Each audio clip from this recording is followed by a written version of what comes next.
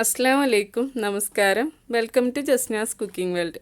അപ്പോൾ നമ്മളിന്ന് ഉണ്ടാക്കാൻ പോകുന്നത് വളരെ ഹെൽത്തി ആയിട്ടുള്ള ഒരു സാലഡ് റെസിപ്പിയാണ്, ഫ്രൂട്ട്സും വെജിറ്റബിൾസും ഒക്കെ വെച്ചിട്ട്. അതിന് വേണ്ടി ഞാനൊരു ക്യാരറ്റ് എടുത്തിട്ടുണ്ട്. ഒരു ക്യാരറ്റ് അല്ലെങ്കിൽ അതിന് പകുതി ചേർത്താലും മതി. ഞാനിപ്പോൾ ഫുള്ള് ചേർക്കുന്നുണ്ട്.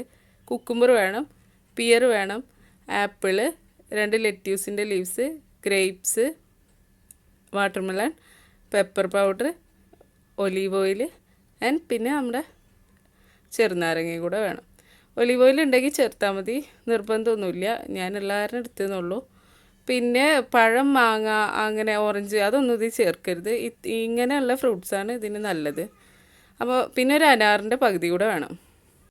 അനാറിൻ്റെ ഒരു പകുതി മതി. അപ്പോൾ നമുക്ക് സ്റ്റാർട്ട് ചെയ്യാം. അങ്ങനെ ഞാൻ എല്ലാ ഫ്രൂട്ട്സും കട്ട് ചെയ്തെടുത്തിട്ടുണ്ട്. ഫ്രൂട്ട്സും വെജിറ്റബിൾസും ഒക്കെ കട്ട് ചെയ്ത് വെച്ചിട്ടുണ്ട്. വാട്ടർമെലൺ നമ്മൾ കട്ട് ചെയ്ത് കുരു കളഞ്ഞിട്ടാണ് കട്ട് ചെയ്ത് വെച്ചിട്ടുള്ളത്. ഇനി നമുക്ക് ഇതെല്ലാം കൂടെ ഒരു ബൗളിലേക്ക് മാറ്റാം. ഇനി എല്ലാ വെജിറ്റബിൾസും ഫ്രൂട്ട്സും ഇട്ട് കൊടുക്കുക. വാട്ടർമെലൺ ഒഴികെ ബാക്കിയെല്ലാം ഇട്ട് കൊടുക്കാം. മുന്തിരി നമ്മൾ കട്ട് ചെയ്യുകയൊന്നും ചെയ്തിട്ടില്ല, അത് അങ്ങനെ തന്നെ ഇട്ട് കൊടുത്താൽ മതി. അത് അതിലേക്ക് എടുക്കുമ്പോൾ അങ്ങനെ കാണാനായിട്ട് നല്ല ഭംഗിയാണ്. അപ്പോൾ എല്ലാം കൂടെ അങ്ങോട്ട് ഇട്ട് കൊടുത്തിട്ട് ഉണ്ട്. ഇങ്ങനെ എല്ലാം കൂടെ ആയിട്ടുള്ള സാലഡ് കഴിക്കാൻ തന്നെ നല്ല ടേസ്റ്റാണ്.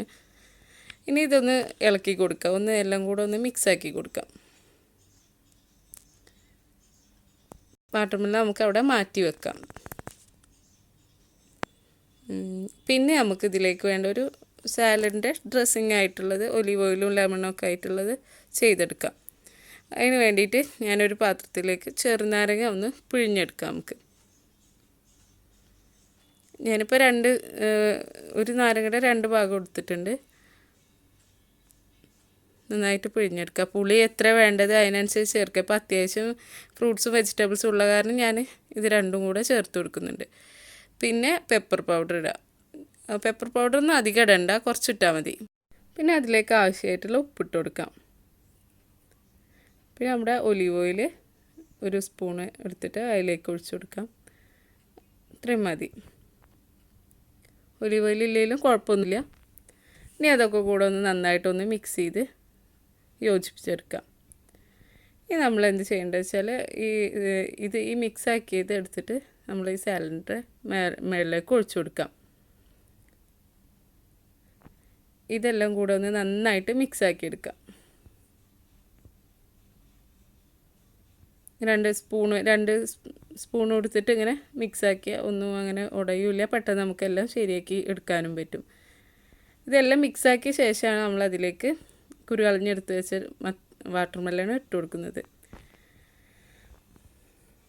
ഇനി അതും കൂടെ ഇട്ട് നന്നായിട്ടൊന്ന് മിക്സാക്കി കൊടുക്കാം. ഇത്രേ ഉള്ളൂ. വളരെ ഹെൽത്തി ആയിട്ടുള്ള സാലഡ് റെഡി ആയിട്ടുണ്ട്. ഇനി നമുക്കിതൊരു സർവിങ് പ്ലേറ്റിലേക്ക് മാറ്റാം. ഇപ്പോൾ ഒരു സർവിങ് പ്ലേറ്റ് എടുത്തിട്ടുണ്ട്. അതിലേക്ക് ഞാനൊരു ലെറ്റ്യൂസ് ലീവ്സ് എടുത്തിട്ടുണ്ട്. അതിൻ്റെ ബാക്ക് സൈഡ് ഒന്ന് കട്ട് ചെയ്ത് കൊടുക്കുകയാണ്. ബാക്ക് സൈഡ് മൊത്തമായിട്ട് കട്ട് ചെയ്യുക. എന്നിട്ട് നമ്മളതൊന്ന് പ്ലേറ്റ് ചെയ്ത് ഡെക്കറേഷന് വേണ്ടി ചെയ്തതാണ്.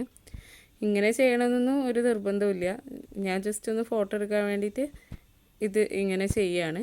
അപ്പോൾ ഞാൻ അതിൻ്റെ ബാക്കിലത്തെ ആ തണ്ടെല്ലാം എടുത്ത് മാറ്റിയിട്ട് വെച്ചിട്ടുണ്ട്.